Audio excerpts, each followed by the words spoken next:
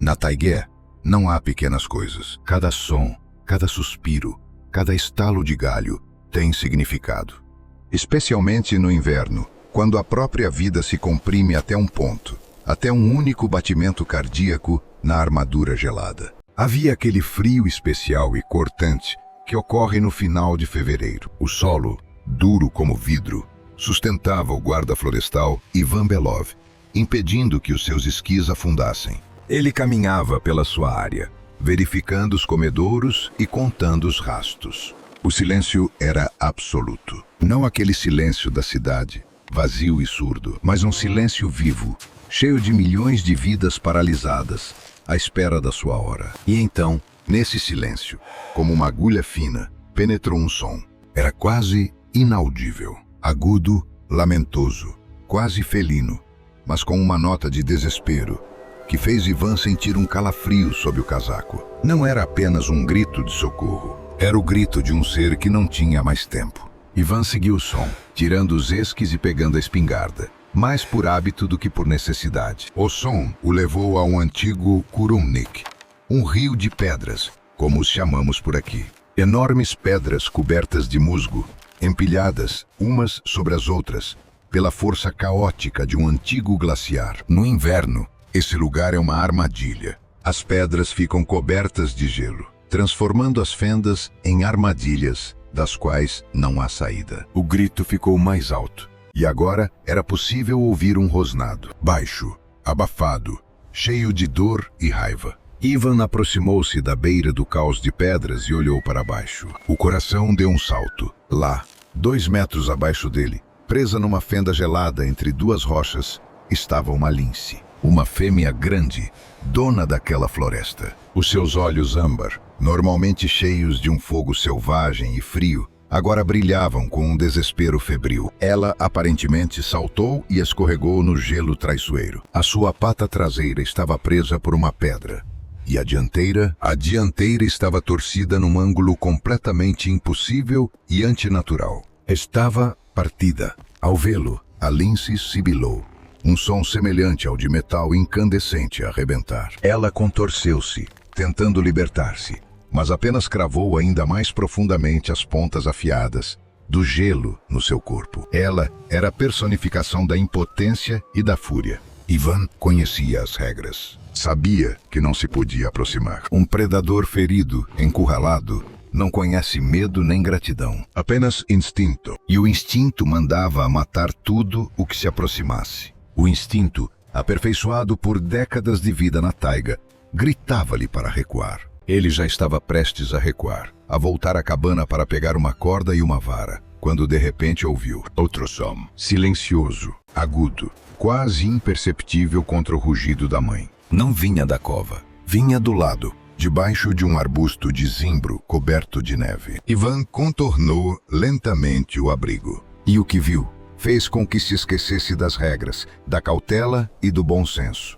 Na neve, encolhidos num pequeno e trêmulo monte, estavam dois filhotes de lince. Eles eram tão pequenos que pareciam ser feitos apenas de penugem e olhos enormes, ainda cegos. Mal choravam. Seus corpos já estavam cobertos de gelo. Estavam a congelar, naquele exato momento. E Ivan percebeu.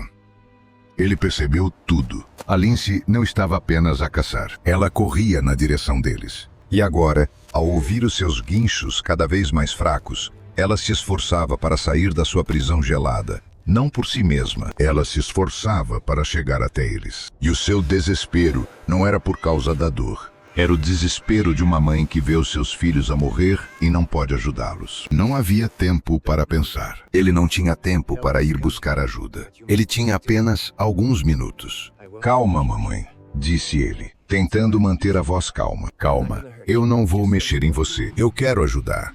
A lince respondeu com um rugido furioso. Ela não acreditava nele. Ela não acreditava em ninguém. Ivan tirou a mochila. Pegou o kit de primeiros socorros. Nele havia sempre uma seringa e uma ampola com um tranquilizante leve, para casos extremos, para cães ou lobos. A dose era calculada para um cão. Para uma lince de 30 quilos, isso era pouco para adormecê-la, mas suficiente para amenizar a fúria. Mas como chegar até ela? Ela era um torrão vivo de nervos e garras. Ele começou a descer lentamente pela fenda. Cada passo era um risco. O gelo era escorregadio. As pedras eram afiadas. Ele escorregou e pequenos pedaços de pedra caíram. A lince se moveu o máximo que sua pata presa permitia. Suas garras saudáveis, 5 centímetros de aço puro, cortaram o ar a 1 centímetro de sua bota. Calma, repetiu ele parando. Calma. Ela respirava com dificuldade. O vapor saía da sua boca. E nos seus olhos ele viu algo mais do que raiva. Ele viu um apelo. Ela olhava para ele, depois para o arbusto, de onde vinha um guincho quase inaudível. Ela implorava, como sabia. Ivan tirou do cinto o seu velho cinto de couro grosso e curtido, que lhe servira fielmente por 10 anos. Ele fez um laço na ponta. Um laço. Desculpa, Bela. É preciso. Ele precisava de uma única oportunidade. Precisava de imobilizar a pata dianteira saudável dela, aquela que poderia rasgar-lhe o rosto. Ele baixou lentamente o laço, segurando o cinto com o braço estendido. Ela atacou. Errou. Ele baixou novamente. Ela atacou novamente. E desta vez, a sua pata poderosa e com garras, passou diretamente pelo laço. Um puxão brusco. Ivan apertou o cinto, pressionando a pata dela contra o corpo. Ela rugiu.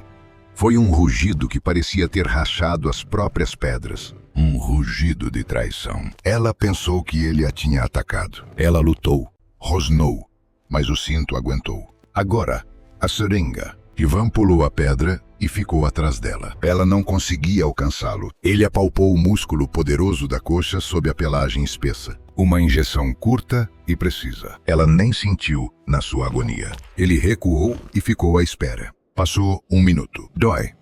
O rosnado não cessou, mas perdeu a fúria anterior. Tornou-se surdo, cansado. As pálpebras da Lince ficaram pesadas. Ela ainda olhava para ele com ódio, mas o seu corpo começou a traí-la. Ela amoleceu. Agora, a pata, aquela que estava partida, estava torcida e presa entre 2 pedras. Ivan pegou na faca e usou-a como alavanca. A pedra não cedia. Então, ele apoiou o ombro. O gelo rachou. A pedra moveu-se 1 centímetro. A Lince gemeu. Um gemido surdo e prolongado, que fez Ivan sentir um nó na garganta. Aguenta, mãe.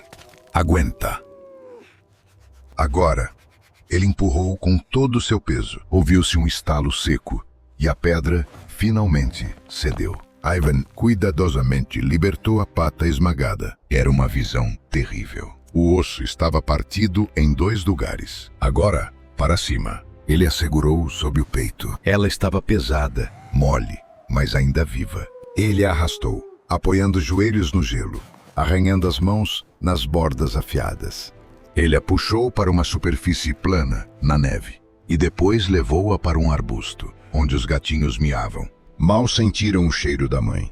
Eles rastejaram até ela, enfiando seus rostinhos cegos em sua pelagem espessa na barriga. A Lince, meio adormecida pelo medicamento, abriu os olhos. Ela viu-os. Ela emitiu um som baixo e gutural, semelhante a um ronronar, e instintivamente puxou-os para si, protegendo-os do vento gelado com seu corpo. Ivan fez tudo o que podia. Quase tudo. Voltou para a mochila. Tirou 2 varas, amarrou-as firmemente com uma ligadura, fazendo uma tala primitiva. Cuidadosamente, conversando com ela, endireitou a pata quebrada e fixou a tala. A Lince apenas mexeu a orelha. Estava muito fraca, e o instinto maternal era agora mais forte do que a dor.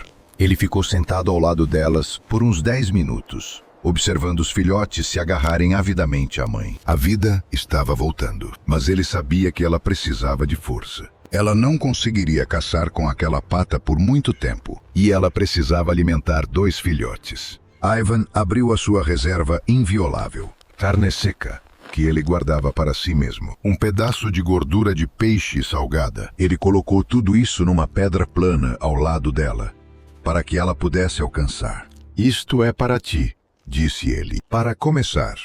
Depois, tu te vias. Ele levantou-se e, sem olhar para trás, foi-se embora. Na taigá, Não se pode olhar para trás. Fez o que tinha a fazer. Vá-se embora. Ivan não dormiu a noite toda. Ele pensava nela. Ele ouvia os uivos dos lobos ao longe e rezava para que eles não encontrassem o rastro dela. Um predador ferido com filhotes é uma presa fácil. Ao amanhecer, ele não aguentou e voltou. Ele caminhava, preparado para ver o pior. O lugar estava vazio. Na neve, onde a lince estava deitada, restava apenas uma mancha escura e achatada. Ivan aproximou-se. Pegadas. Uma grande, da mãe. E ela mancava. Ela foi embora, arrastando a pata enfaixada. E ao lado, duas pegadas minúsculas, quase imperceptíveis, dos seus filhotes. Ela foi embora. Ela levou-os para um lugar seguro. Ivan suspirou de alívio. Estavam vivos. Ele já estava prestes a ir embora, quando de repente o seu olhar caiu sobre a mesma pedra plana, onde ele havia colocado carne e gordura no dia anterior. A sua comida tinha desaparecido. Ela tinha comido tudo, mas no lugar dela, na pedra, cuidadosamente, como se estivesse num prato, estava um ratinho. Pequeno, cinzento, ainda quente. Estava morto, mas intacto, sem nenhuma mordida. Ivan Peru. Ele conhecia as leis da taiga. Aqui, ninguém deve nada a ninguém. Aqui, cada um sobrevive como pode. Aqui não há lugar para gratidão. Mas ela estava ali, diante dele. O ratinho. O pagamento. Ela não apenas pegou a sua comida. Ela entendeu que era um presente. E ela respondeu. Ela deixou para ele o melhor que conseguiu obter na sua condição.